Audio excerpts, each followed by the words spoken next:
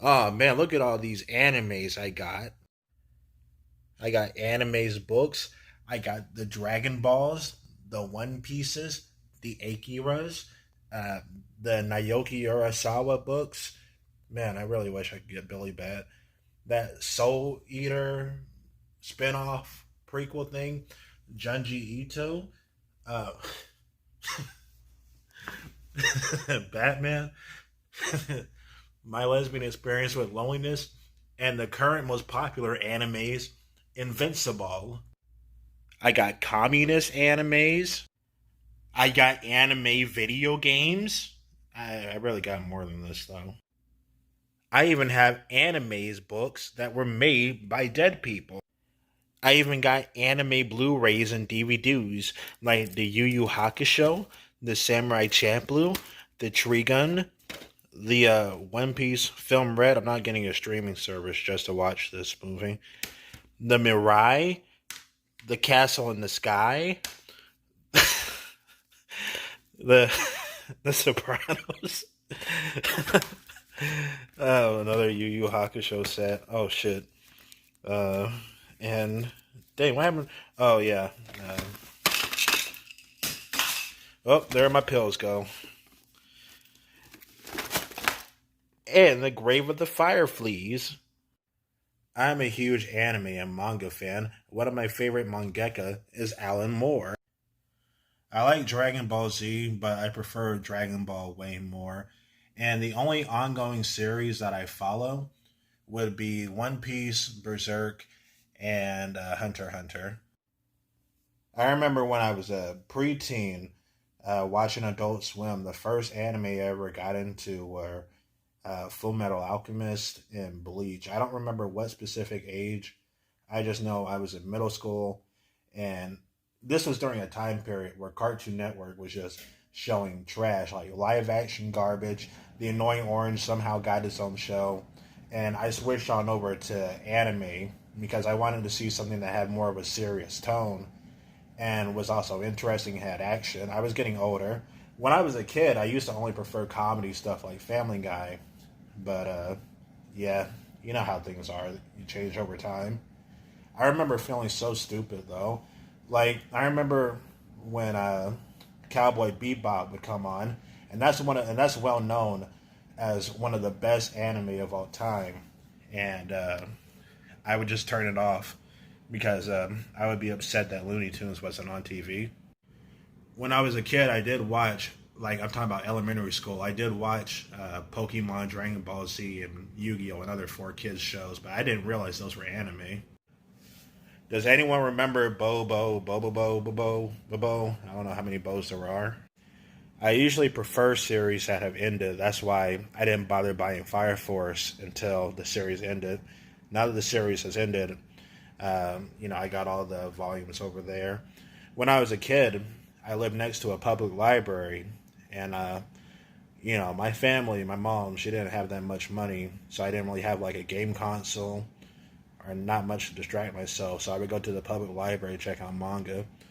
To this day, I still have dreams that I forgot to bring a book back to the library. And it's crazy because nowadays I can pretty much buy any book I want.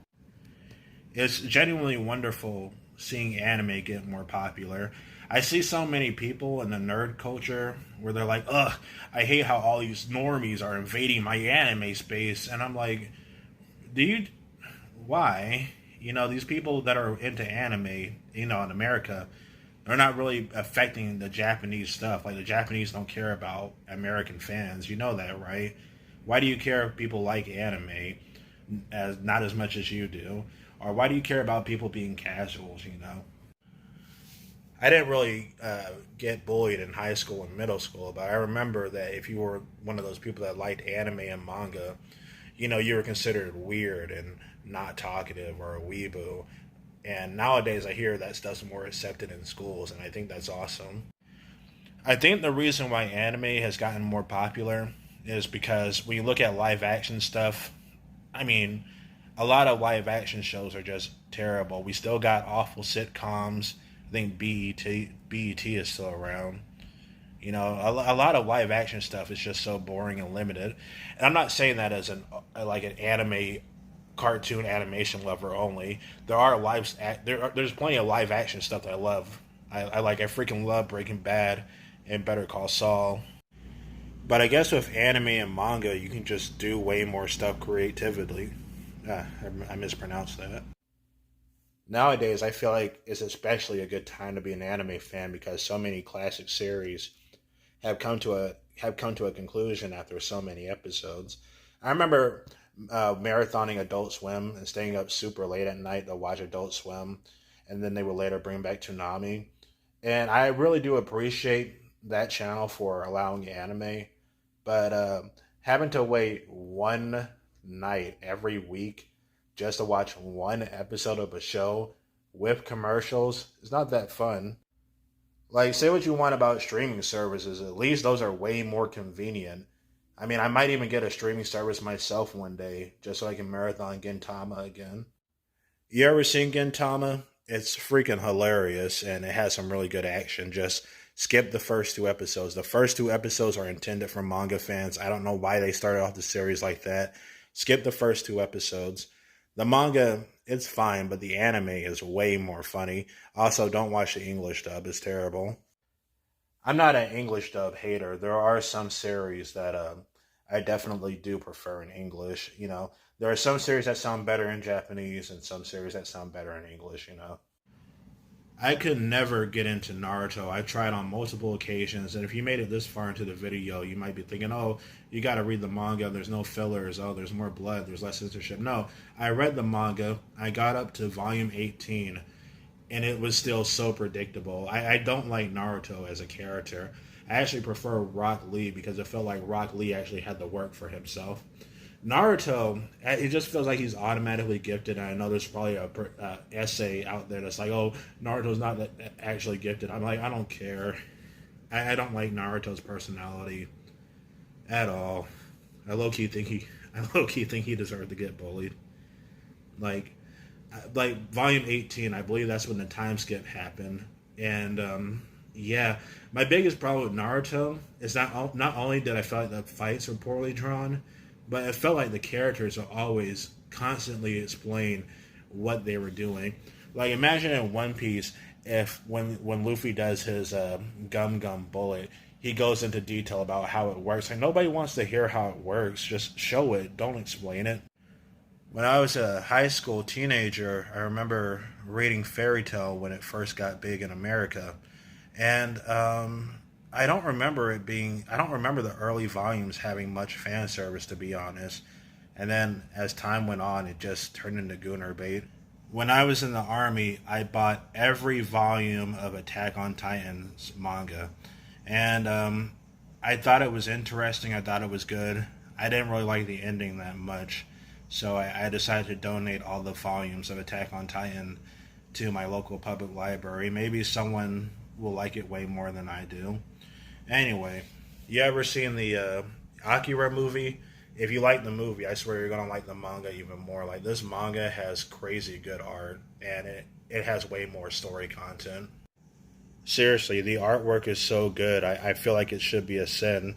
Speaking of good artwork, Berserk. I started reading Berserk before I went into Army basic training. Seeing the character Guts, go on and keep fighting, no matter how bad things got, was one of my biggest motivations in basic training. I remember telling people who didn't read Berserk about Berserk, and they got into it. We didn't have electronics or books in basic training, so yeah. But I remember the stories. Speaking of which, another anime I got into before basic training was Hajime no Ippo, or Ippo, however you pronounce it. Look, if you're ever feeling down or depressed and you feel like you want to make something of yourself and you need some sort of motivator, please watch Hajime no Ippo. Not only is it really good story-wise, it has some really great animation, and it will motivate you. One Piece and Hunter x Hunter and Berserk are currently my favorite ongoing anime. And I remember avoiding One Piece in middle school because I thought the art style looked too cartoony. But my best friend in middle school, he kept telling me to read it and read it. So I eventually picked up the first volume. And there's a sentiment amongst One Piece fans or other anime fans where they're like, oh, One Piece doesn't get good until the Fishman Island, or until the Arlong Park arc. And I disagree. Like, One Piece was awesome from the start.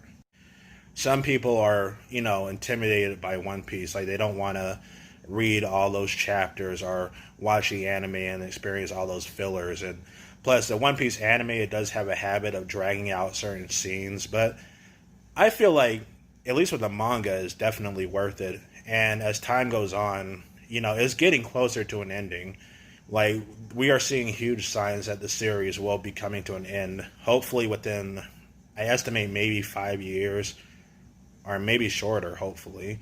I say hopefully because I actually do want this series to hurry up and end. I don't want to pass away before the before the manga ends, or before the creator passes away. Please, Oda, don't die on me. I've seen some One Piece purists say that the early arcs were the best and that they hate on the time skip, but I'm like, yeah, the time skip, it has flaws, but every arc of One Piece has flaws, and the time skip has offered some of the best moments in the series, like Luffy awakening Gear 5, uh, Luffy fighting Katakuri, the Egghead Island arc. Have you seen the stuff that's been going on in the Elbath? I mean, it's been crazy. There's been so many questions that have been answered that fans have waited for a long time. And I'm going to be honest, the early arcs of One Piece, they had some lame villains at the start. Outside of Buggy and Arlong, there were some pretty lame villains that never really made much of an impact. And don't get me wrong, the Skypia arc is not bad, it's good, but it is my least favorite arc in the story. Mainly because I just don't find the side characters and the side villains that interesting. I mean, the only villain I remember in this was Enil. And I do like, the whole liar backstory. And if the Thriller arc bark, if the Thriller Bark arc came out today, this is one of the least popular arcs. And if it came out today, I swear people would be really mad at Oda. I like it though. It introduced Brook. It shows off a cool new warlord who has cool devil fruit powers. But there's also a very uncomfortable and horrible scene where Nami, well, let's just say it involves Nami and a lion. If you haven't read One Piece, I'm not going to tell you what happens, but I don't think that would fly now. When I was in the National Guard talking to a fellow One Piece fan who only watched the anime, we were talking about our least favorite arcs and characters, and he told me that his least favorite arc was a Long Island arc, or what I call it, a Foxy arc. Because the thing about Foxy is that his arc feels like filler. Now, don't get me wrong, I love Foxy and I love the Davy back fights, but some people thought that this arc was filler. Nah, baby. This arc is 100% canon. And best of all, it has how many volumes dedicated to it? 1, 2, 3. Yeah, Foxy had 3 whole books dedicated to him. And this arc was mostly comic relief. This would not... I don't think Oda nowadays could get away with that. And yeah, I know the Fishman Island arc is pretty weak because it mainly exists to show the Straw Hats, are farming their new time skip abilities. But what I do really like is that even though the Straw Hats did go through 2 years of training, in their own universe, they're still not the most, overpowered people. There are still other characters who are still way stronger than them. But, they keep going on. I misspoke there. But that's enough shonen battle stuff. Let's talk about some other series. Like, I love Pluto. This is a remake of an Astro Boy story, only with more realistic character design and more realistic dialogue. And it's really beautiful and sad. It also has a good anime adaptation. And then there's Naoki Urasawa's Monster. First of all, I hate the title of this series, not because of the name, but when you Google in Monster, you don't really get the image of the anime or manga. What you get is the energy drink.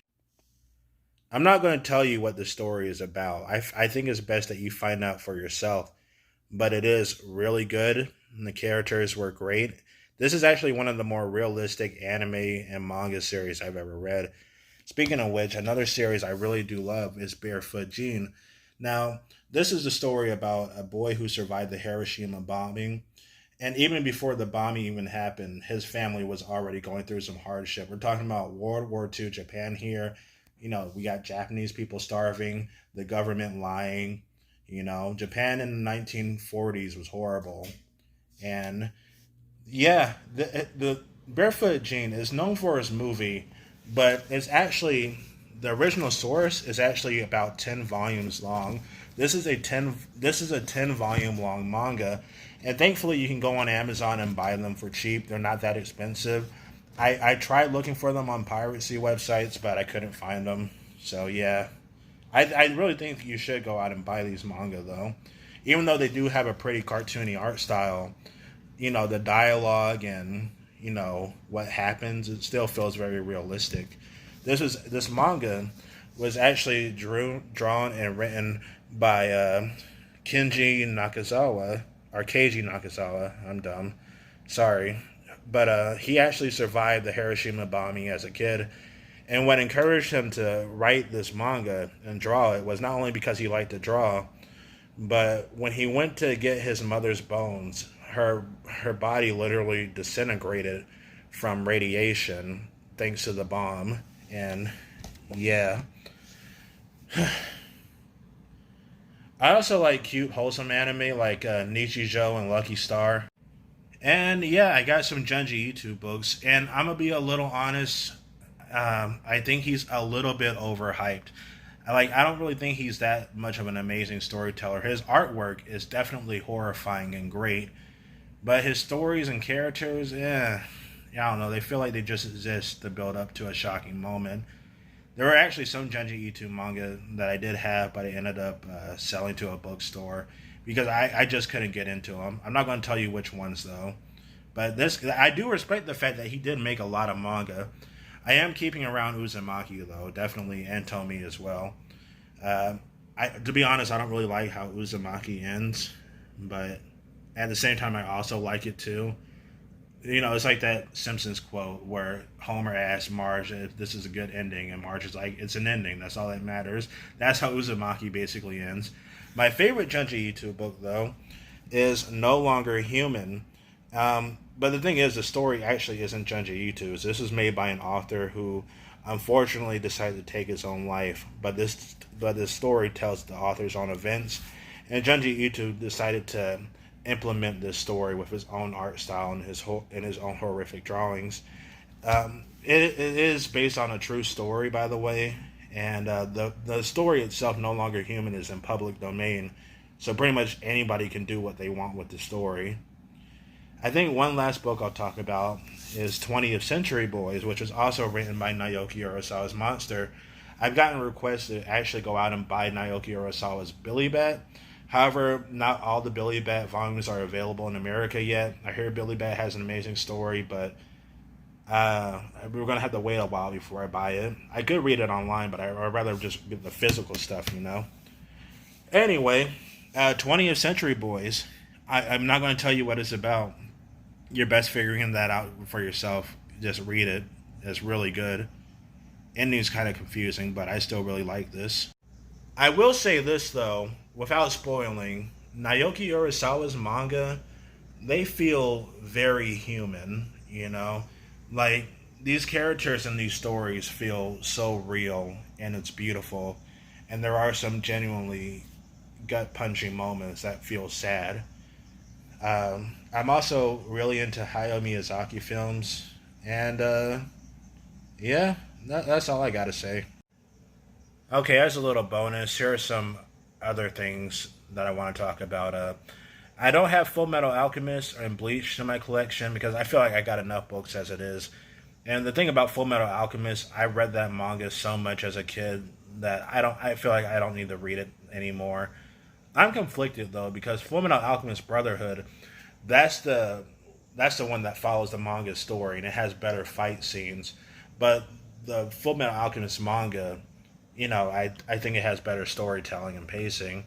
There is the Full Metal Alchemist 2003 anime, which follows the manga at the start, but then it deviates. And that one's alright. I don't really remember much of it, though. But you might be thinking, well, yeah, of course the anime has better fight scenes. It's animated, and I'm like, wrong. Like in something like Dragon Ball or One Piece, the fight scenes look way better in the manga than they do in the anime. A little bonus: when I was in middle school, I checked out the Hellsing volumes. Hellsing has 10 volumes, beautifully drawn.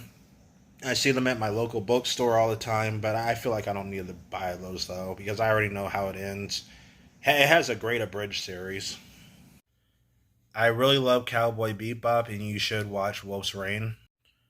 How do I feel about those perverted anime? You know, those EG anime like High School DxD or High School of the Dead. It's been a long time since I checked those out. I think those types of shows are fine if they're funny. The problem is that many of them aren't funny. Uh, yep. Have I seen any anime series in the 2020s? Not really. I did see the anime from the creator of Nishijo called City. I thought that was cute and funny. If you made it this far in the video, you might have noticed a huge lack of mech anime or manga. And yeah, I'm not really into mech stuff. Besides Xenoblade Chronicles, that has mechs in it. I like Gurren Lagann. Kill la Kill was fun. Kill la Kill doesn't have any mechs in it, but I just felt like bringing that up.